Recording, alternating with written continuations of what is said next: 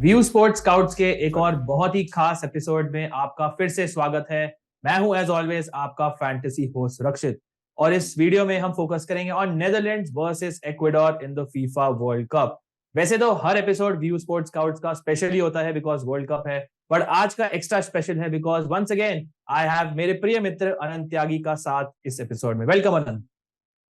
Thank you so much. लेकिन I think I am more excited about Rishi's presence, जिनको आप थोड़ा सा बाद में इंट्रोड्यूस करेंगे, बिकॉज वही फैंटेसी के बादशाह तो आज हमारे साथ फिर से जुड़े। And I am really interested to know about his insights and उनके कितने प्रिडिक्शंस अभी तक सही हुए हैं। तो इस पे भी जरूर थोड़ी सी रोशनी डालना before we move on to the game between Netherlands and Ecuador, the two winners from group A so far. बिल्कुल, इस एपिसोड में सब विनर्स हैं और एक और विनर है हमारे fantasy football legend Rishi Shrivastava. Thank you, Anand sir. Thank you for your words. Thanks a lot. Thank you so much Rishi, thank you so much Anant for joining us on view sports scouts.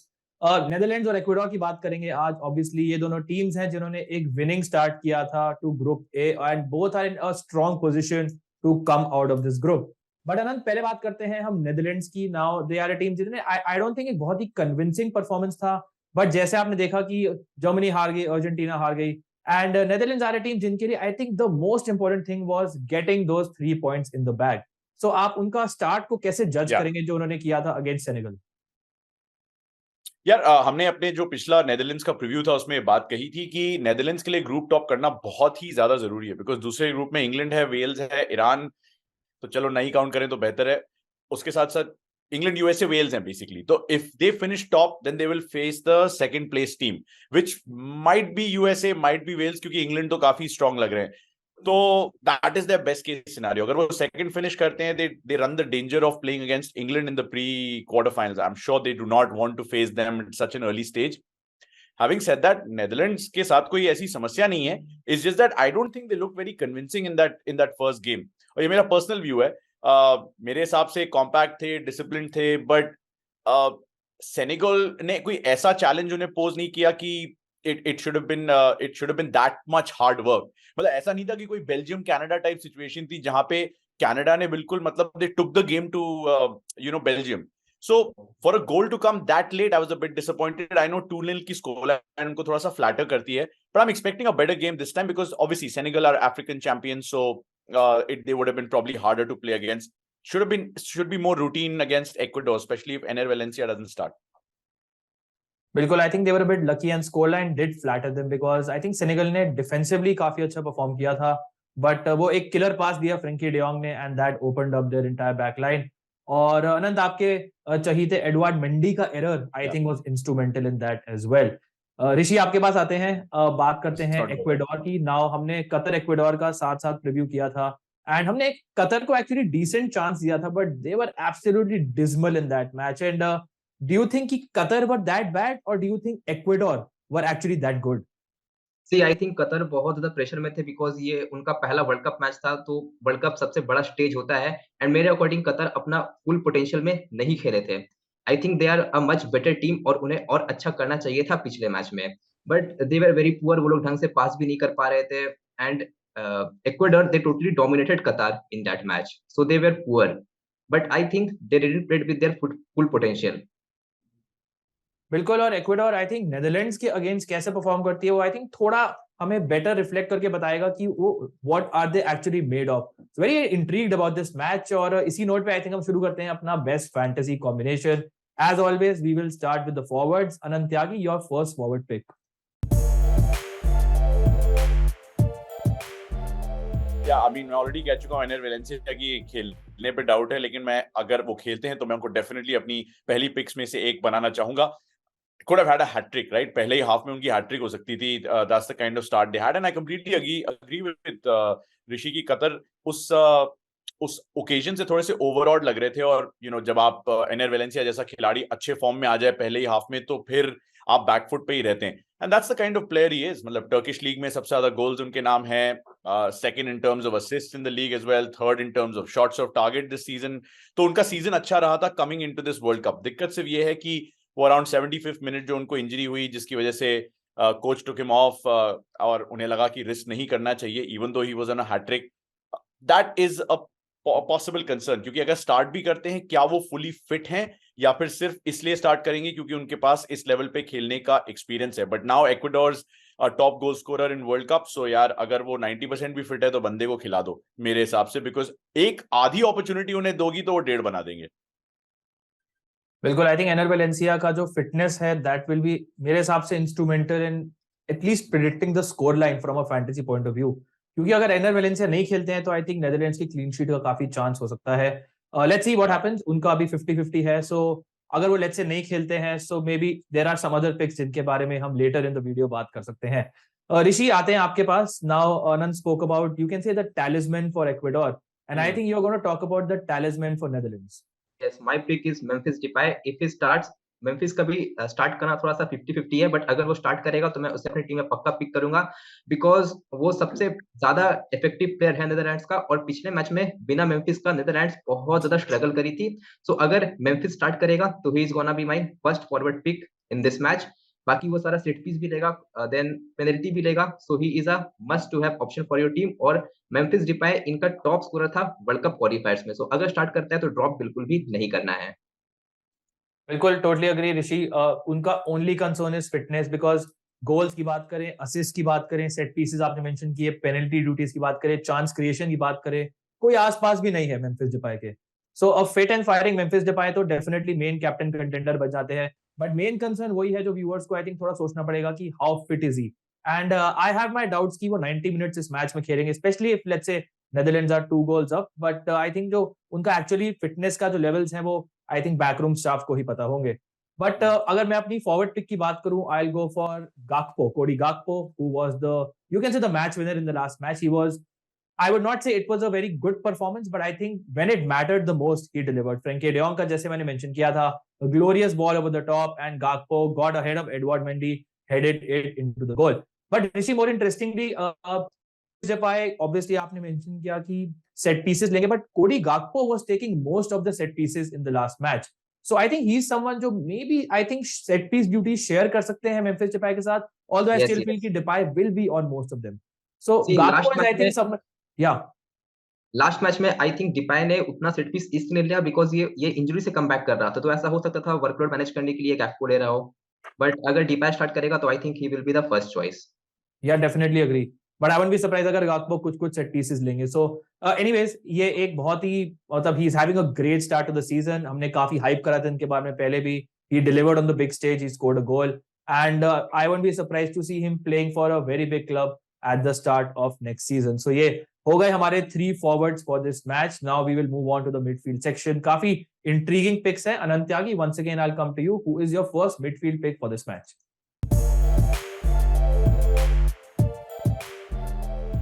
यार my first midfield pick is somebody जिनको अगर if my memory serves me right, I would have had him in the previous preview as well अगर हम Ecuador के लिए करते, और एक थोड़ी सी थीम बनती जा रही है कि मैं इक्वाडोर के प्लेयर्स लूंगा, but I've got to go with Moises Caicedo. वो एक मिडफील्ड जनरल जो कहते हैं ना, और इनकी टीम में वो मिडफील्ड जनरल जो है वो मोइसेस काइसेडो ही हैं। had the second most goal involvements, I think कुल मिला के 6 वो जो कॉन्मेबॉल क्वालिफायर्स थे जिसके रास्ते से होके इक्वाडोर इस स्टेज तक आए हैं। प्रीमियर लीग में अगर उनकी परफॉर्मेंस की तरफ थोड़ा सा देखें तो I think as a box to box midfielder he has 1 goal, 60 progressive passes, 6 through balls.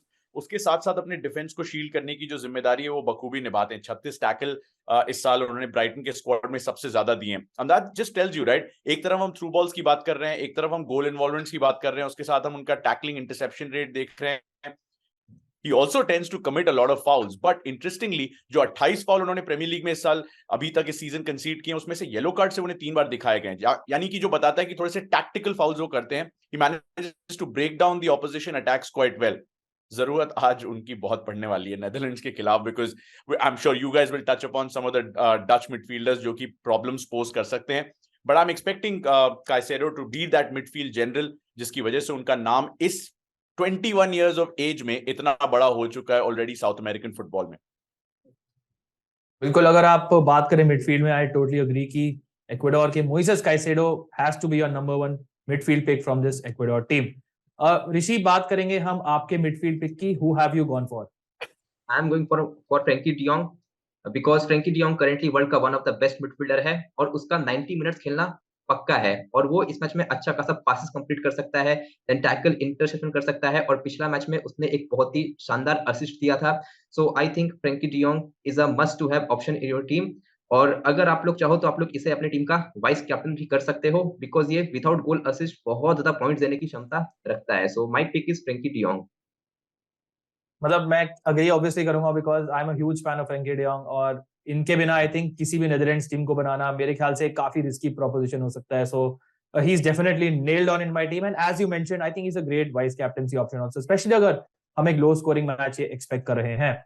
अगर मैं बात करूं एक प्लेयर की तो उनके बहुत ज्यादा पॉइंट्स नहीं थे but he was so good because उनके बारे में एक दो चीज आपको बताऊंगा and that is Denzel Dumfries जो बेसिकली एक राइट विंग बैक रोल खेलते हैं in this Netherlands team. Now van Gaal अपने जो अटैक्स है वो बहुत ज्यादा कंस्ट्रक्ट करते हैं थ्रू द फ्लैंक्स, बट अगर आप स्क्रीन पे देखेंगे यू विल सी कि लास्ट मैच में 46.9% of the Dutch attacks came from their right and उसका one of the main reasons was Denzel Dumfries. और अगर आप लेफ्ट पे देखेंगे तो सिर्फ 31% अटैक्स वर कंस्ट्रक्टेड। सो जो राइट साइडेड ओवरलोड है इस नेदरलैंड्स टीम का वो काफी एपरेंट है as you can see. Also अगर आप डेंजिल डमफ्राइज का हीट मैप देखेंगे on the screen you can see कि कितनी फर्दर एडवांस पोजीशन में इन्होंने ऑपरेट किया था and he had more touches in the box than even someone like Cody Gakpo.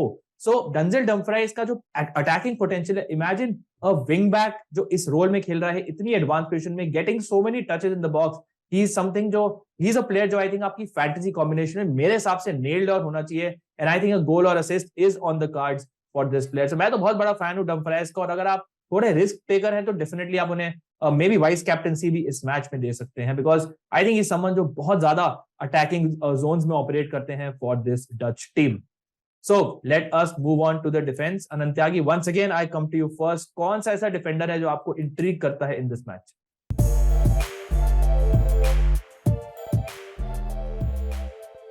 यार जो चीज मेरे लिए स्टैंड आउट करती है इस इक्वाडोर की टीम में, राइट, इक्वाडोर के यंग गन्स जो हैं वो साउथ अमेरिकन फुटबॉल का फ्यूचर की तरह देखे जा रहे हैं। आई मीन पियरो इनकपिए हैं जो कि बायर लेवरक्यूसन के साथ खेलते हैं अभी शुरू से पहले बाकी just 20 years of age, right, और कहा जा रहा था कि he could be the main center back option for them. Already played 21 matches for Ecuador. दूसरी तरफ गोंजालो प्लाटा जिनके बारे में बाद में आपको बताऊंगा वो भी 21 साल के हैं। काइसेडो जिनके बारे में चर्चा हुई वो 21 साल के हैं, ब्राइटन के लिए खेलते हैं।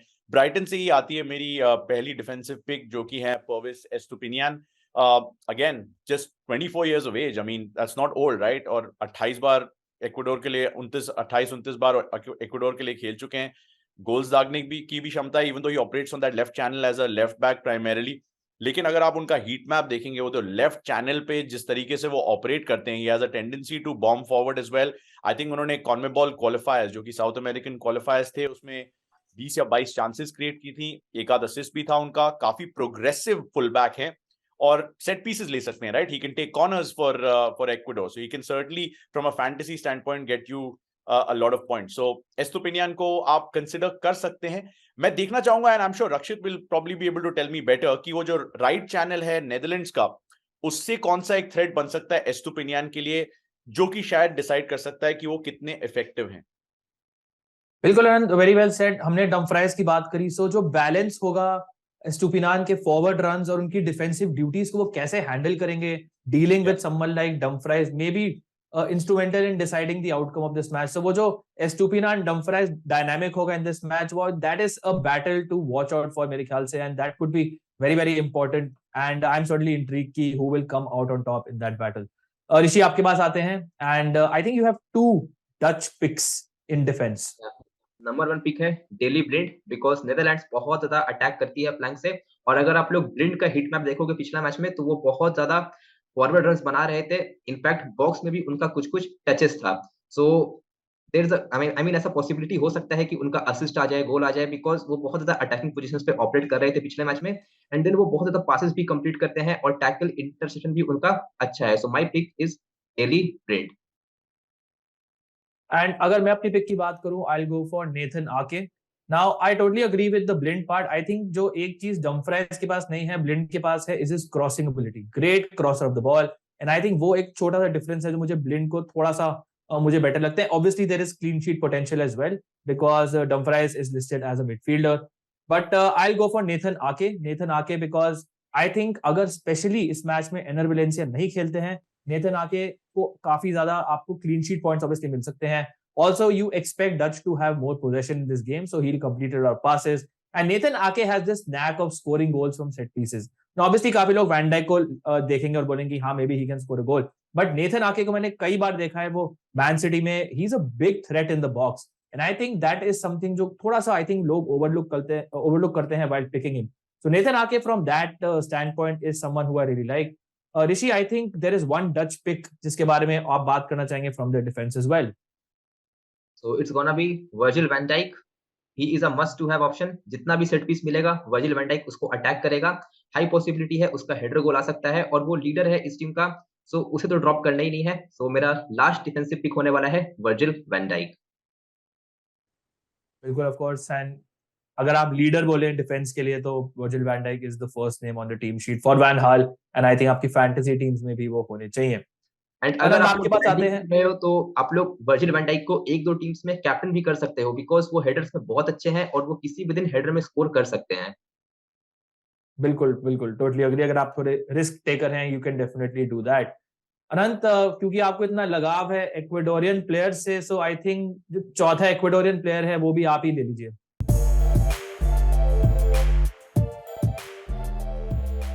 यार ये सही है, तुम लोगों ने वैन डाइक उठा लिया, तुम लोगों ने ब्लिंड उठा लिया, आके उठा लिया. मेरा बेचारा एस्तुपिनियान जो है वो अकेला पड़ रहा है इस फैंटेसी टीम में. तो which actually for the viewers, right, it makes things very clear कि कौन सा गोलकीपर बिजी होने वाला है. Not the Dutch guy obviously. तो गैलेंडेस को लेना पड़ेगा. क्लीन शीट की उम्मीद बहुत कम है, स्पेशली जैसा कि रक्षित ने शुरू में बताया, अगर एनएल वेलेंसिया फुली फिट नहीं होते हैं तो I doubt Ecuador have any chance of getting a clean sheet here because of the fact that दूसरी तरफ से प्रेशर इतना आएगा, they'll be chasing a game throughout and as a result concede कर सकते हैं. बट हमारी predictions जो हैं कभी-कभी बहुत गलत भी हो जाती हैं. I will give Galindez the benefit कि the guy is a very experienced goalkeeper, 35 साल के हैं, थोड़े से journeyman footballer रहे हैं, but at this stage to be able to perform, all he can do is just give you saves. The interesting thing is, and the reason why I'm taking Galindez with a little bit of help from my friends on this video, is that Netherlands के 12 shots थे पिछले match में और उन्होंने Senegal के goalkeeper, नाम नहीं लूंगा मैं उनका, चेल्सी फैन हूं, को काफी बिजी रखा था. दूसरी तरफ गैलेंडेज तो he could have had a walk in the park because he barely had anything to do in the first game against Qatar. So आज बिजी होंगे और नेदरलैंड्स के फॉर्म को देखते हुए काफी उनके, हमेशा जैसे मैं कहता हूं, हाथ गर्म रहने वाले हैं. So no clean sheets but plenty of points from saves hopefully. बिल्कुल अनंत. एंड लास्ट मैच में it's not a good reflection on Ecuadorian defence because उनका defence is actually not that good, but Qatar were so bad कि उनको गैलेंडेस को कुछ करना ही नहीं पड़ा. एंड आई डेफिनेटली एक्सपेक्ट कि वो इस मैच में definitely he will B busier keeper अगर आप नॉपर्ट से कंपेयर करेंगे तो.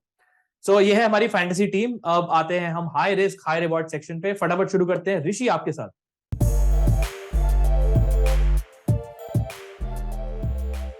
See, my pick is gonna be Steven Berghuis.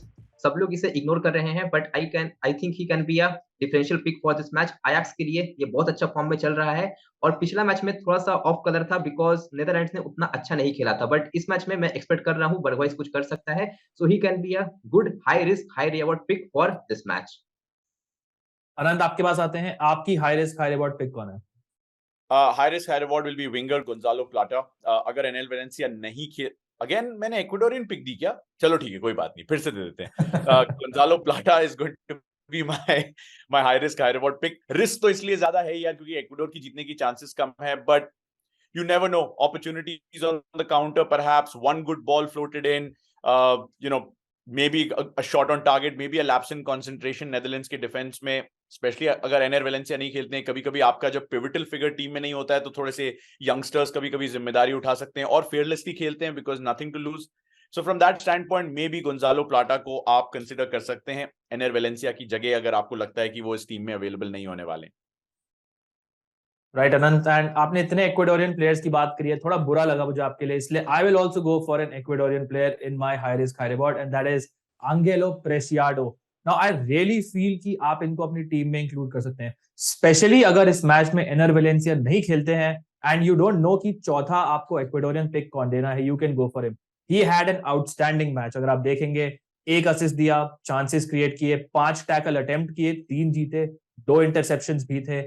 Overall, he was an absolute menace going forward and absolutely brilliant defensively as well. So Preciado is someone जो I wish हम अपनी main team में include कर सकते हैं, and maybe you can as well, especially अगर Enner Valencia नहीं खेलते हैं, but क्योंकि हमारी टीम में नहीं है, इसलिए I have to make him the high risk high reward pick for this match. Anant Tyagi prediction पे आते हैं, क्योंकि आप 5 इक्वेडोरियन प्लेयर्स की बात कर चुके हैं. Surely you're backing an Ecuador win. The one thing about Ecuador is that they are able to shut the opposition out quite comfortably. यही हमने उनका एक पैटर्न देखा है over the last few matches. But see यार, बहुत मुश्किल होने वाला है. कतर की साइड, I know ऋषि ने कहा कि काफी नर्वस थे, but they are also not at the same level as the Netherlands, of course. तो मुझे नहीं लगता कि जिस तरीके से एक्वाडोर खेल रही है अपनी फुटबॉल, ज्यादा गोल्स आने वाले हैं इस मैच में. Netherlands are also not been very good यार. उन्होंने ऐसा नहीं कि सेनेगल को कुछ बहुत ज्यादा थ्रेटन किया था until the latter stages of the game. But I have a feeling कि मिस्टर लुई वैन हाल की टीम में थोड़ी सी क्वालिटी ज्यादा है, मैनेजर के पास एक्सपीरियंस ज्यादा है, and they will just edge this contest. According to me, this group A is not going to get you a lot of goals, but I think Netherlands will win this game by a slender margin. मैं scoreline नहीं दे रहा, maybe 1 goal, maybe 2 goals, never know, and will seal the deal at the top of the group. ऋषि, आपकी prediction? अगर एनर Valencia start करेगा तो मेरा prediction 1-1 draw होने वाला है. बट अगर वेलेंसिया स्टार्ट नहीं करेगा तो आई will go for a narrow 1-0 Netherlands win, because Valencia के बिना एक्वाडोर का अटैक थोड़ा सा वीक हो जाएगा और एक्वाडोर डिफेंसिवली अच्छी टीम है. आई डोंट थिंक वो लोग उतना ज्यादा कंसीड करेंगे इस मैच में. रीसेंट मैचेस में उन्होंने बहुत ज्यादा क्लीन शीट भी रखा है. सो आई थिंक एक नैरो 1-0 नेदरलैंड्स विन देखने को मिल सकता है इस मैच में. बट अगर वेलेंसिया स्टार्ट करेगा तो मेरा प्रेडिक्शन एक 1-1 ड्रॉ होगा. बिल्कुल ऋषि, मैं आपके थॉट्स पूरे एको करता हूँ. जस्ट दैट कि थोड़ा गोल एक बढ़ा दूंगा. अगर एनर वेलेंसिया स्टार्ट करते हैं then I will go for a 2-1 Netherlands win. I will still back Netherlands even with Valencia starting for Ecuador, because defensively मुझे अभी भी थोड़ा सा सस्पेक्ट लगते हैं. Although they did keep a lot of clean sheets, but जो उनके opposition थे as Anant mentioned were not of the same calibre as the Netherlands. But अगर लेट्स से नहीं स्टार्ट करते हैं Enner Valencia, I will also very clearly back a Netherlands clean sheet, and in that scenario I'll go for a 2-0 win for the Netherlands. So thank you so much both of you for joining. Anand, thank you once again. Get well soon. Rishi, please वापस जरूर आना. Comments में बहुत लोग request कर रहे हैं कि ऋषि को लाइए. So we have to get you back very very soon again. Thank you all for watching as well. Another episode of View Sports Scouts. हमारा World Cup coverage will continue as normal. Thank you and wish you all the best for this match. Stay safe. Cheers.